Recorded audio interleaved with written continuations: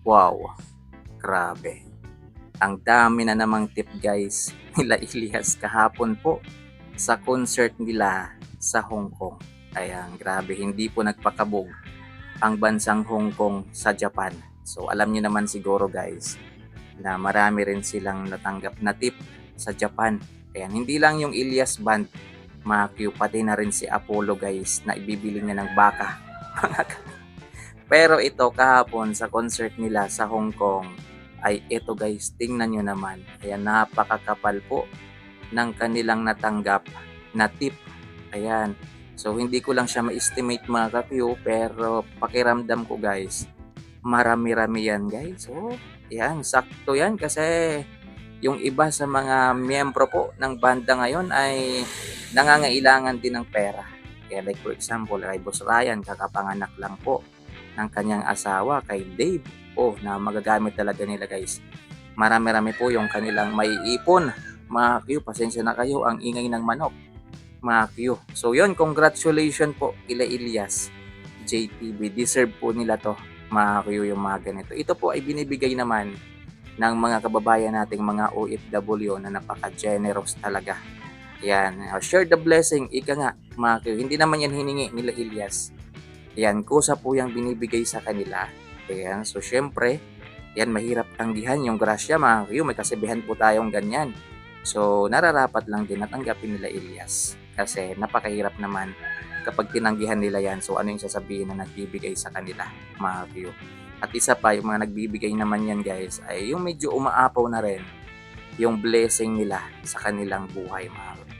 So, congrats po kila Ilyas. Marami-rami na naman yung paghahatian nila, mga Q. Maganda yung ganyan, no? Na sa bawat pinupuntahan nilang bansa, mga Q, ay may mga nagbibigay ng tip. Ayan, ayos din itong ginagawa nila Ilyas na pinopost nila. Ayan, para sa next country na naman na pupuntahan nila, ihigitan nila itong tip na ito. Ihigitan nila yan. Kasi sasabihin, uy, maraming binigay yung Hong Kong. Yan, tayo din, magbigay din tayo, damihan natin para mas ma-acknowledge tayo. Hindi naman sa ganun. Siyempre guys, ito bilang pasasalamat na rin ni Ilyas, yan, sa mga taong nagbigay talaga. Yan, appreciation, ika nga. Yan, siyempre, sa kabaitan nila, mga Q, na nagbigay sila. At malaking tulong to kila Ilyas. Yan sa buong banda guys, na alam naman natin hindi naman lahat sila mayayaman.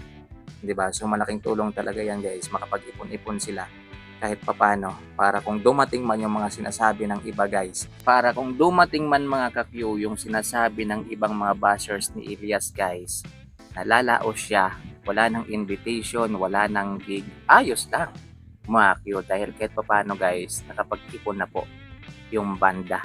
Yan sila Ilyas, yan sila Dave, sila JB.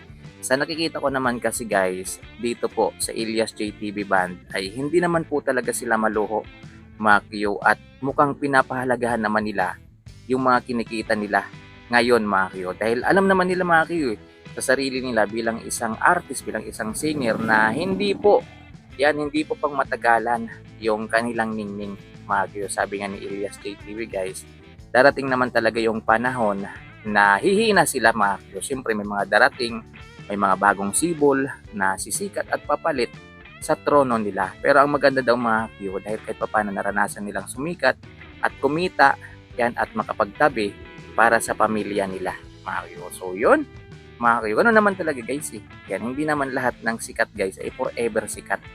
Yan, ang maganda lang kina Ilyas CTV ay pinapahalagahan nila yung kinikita nila, mga Q. Kita nyo naman, hindi po sila maluho, mga Q. Yan, kita nyo naman sila Dave, yan, sila Ilyas. Yan, kung wala silang gig, yan, nasa bahay sila, mga Q. Gumagawa po sila ng mga gawaing bahay, mga Q. Yung pagpunta sa bukid, yan. Minsan sila Boss Dave, yan, nangungupra. Yan, yung sanyog, alam yun, ganun po yung ginagawa nila guys. So hindi mo talaga sila makitaan ng yabang, mga Q. So yung pera na kinikita nila ngayon ay tinatabi naman, which is yun po talaga yung tama, mga Q. Para pagdating ng panahon guys na wala na silang gaanong gig, wala na silang gaanong invitation, at least kahit paano nakapag-ipon na sila, mga Q. So yun, yan. So congratulations po kila Ilyas. Successful po yung concert nila kahapon guys sa Hong Kong, at ito may iuwi na naman silang mga tip, mga Q, at napakarami nito mga Q. So malalaman naman natin yan mga Q later on kung magkano lahat itong iuwi nila. So yan mga Q, maraming salamat. Ingat po and God bless. Yan, may bagyo po tayo ngayon guys. Yan, bagyong Tino. So mag-ingat po tayong lahat mga Q. Sana po ay maitawid natin to mga Q at walang gaanong mapinsala itong bagyong Tino at ipagdasal natin guys yung mga nasalanta. Kasi kanina nakita ko guys, may mga lugar na po talaga na nasalanta na po talaga ng bagyong Tino. So pag-pray natin guys at manalangin po tayo. So ganun talaga yung buhay mga Q, basta manalangin lang tayo sa Panginoon. Yan, nailayo niya tayo sa kapahamakan. Ingat guys, God bless. Abang-abang lang kayo sa mga update pa natin. Sana hindi magkaroon ng power interruption at hindi tayo mawala ng internet guys para tuloy-tuloy yung mga update natin. Pero kung wala na tayong update dito mga Q, yung ever man na hindi na po ako makapag-update halimbawa, so ibig sabihin lang dun mga Q ay nawala na po talaga tayo ng internet mga Q. So ingat guys, God bless po sa ating lahat.